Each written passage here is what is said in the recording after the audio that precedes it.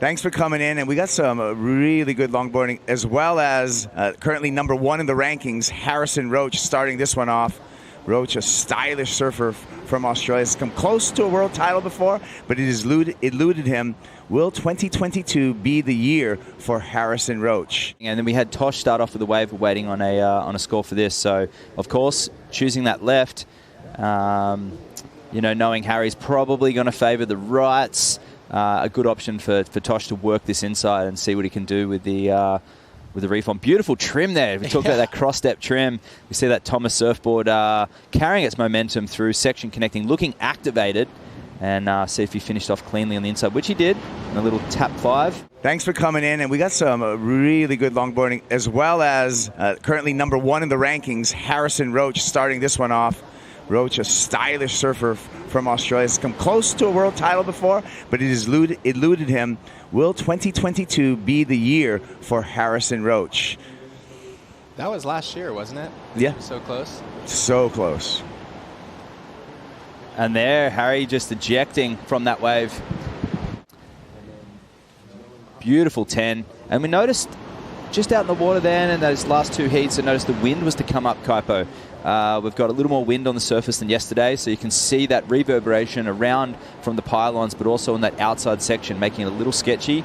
But Harrison, once again, also on a Thomas surfboards, smoothing that wave out. Having guys like Nathan Florence and Ivan Florence like to paddle out at pipe with is such a good thing to tap into. As we see Tosh there. Oh, you can see the disappointment right there.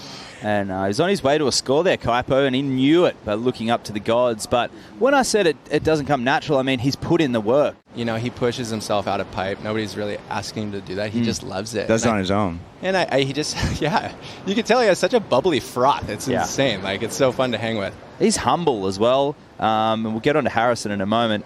A lot of talking points there. And Tosh is trying to build a little bit of pressure and get his feet in the wax, or what little wax he has if he takes up as his father. I remember doing a trip with Joel where he was bringing, you guys know that sex wax that was at like 7-Eleven and stuff? Yeah, the pink and the purple. The OG one. The OG, and he would just kind of clear. Like, yeah. He's like, no, this is actually, it's better. I prefer this. Yeah. Not the grippiest wax in the world. That was the original formula, but I don't see Joel falling a lot. Some people get used to that, and I think maybe with footwork there's a benefit to that. I mean, a 367 for one nose ride, that's probably fair. Can I ask you guys here, are you seeing a lot of variety on the equipment?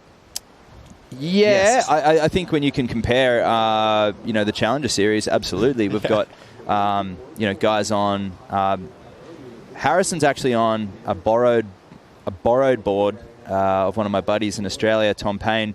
It was Nat that with that bladey rails and involved surfing that put into the top. And talk about involved surfing. Here we are, Tosh. Oi! Yeah. And popping that fin out and recovering. So he actually had some levitation on that opening 5, and he works his way on the inside. We'll see what he's got. His style just looks so familiar, So Tosh Tudor kicking out of there. Maybe his best wave as of yet. What do you think, Waxhead? I think so. Have that Jerry way of... In fact, there's the funny story of Jerry when he surfed here. One of the last contests he ever did. We see Harry here. Mid of the board. Oi! And there's catching. Uh-oh. And my expression of oi is because the pier's right there. He's got no leash and a paddle battle. Have a look at this.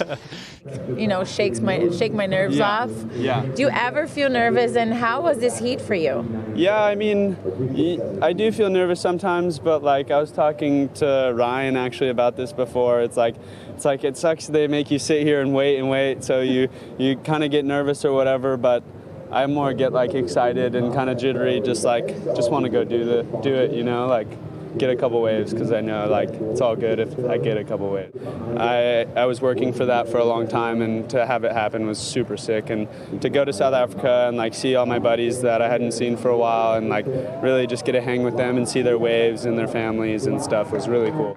A super stylist. He probably could have won several world titles in the last few years if he concentrated on that, but the direction the WSL has taken in the last 3 years has now really opened the doors up to a lot of people like Harrison. Competent on all boards, in all waves. Harry's just as comfortable in a QS or a Pro Junior event back in the day, along with Julian Wilson, one of those guys we spoke about yesterday as well. crossover between equipment like you and your brothers as well. But we see Harry here chipping away at that 357. A nice clean start on his Thomas surfboard. Sets up that inside 5, a little slight 10. You saw his foot tapped over the rail and makes it. Very, very important. The judge has been super stringent on that last, as they are in the Challenger Series. You've really got to stay on your feet. Replay. Talk us through this, Tanner. I mean, it's just so fun to watch. I mean, the way these guys make it to the inside with that much grace is almost like unknown to me. There's no hopping. It's almost just wait for it and then get that tip action right there in the pocket. Is like that nose ride of Harry on the inside. I thrive on that kind of stuff because I wasn't growing up knowing this, and I've been on a hot longboard kick as we see Tosh just screaming, maybe through the pier. We're not sure. But yeah, I mean, I think in longboarding as well that the culture is more alive today. Mm-hmm. Like when we're talking about the difference, that's why I asked about the variety of equipment.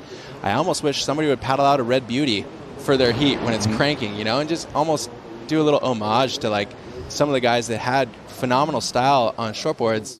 It's definitely cool to see where high performance surfing is at now. It's at such a high level, but it's also fun to recognize the style and the importance of that.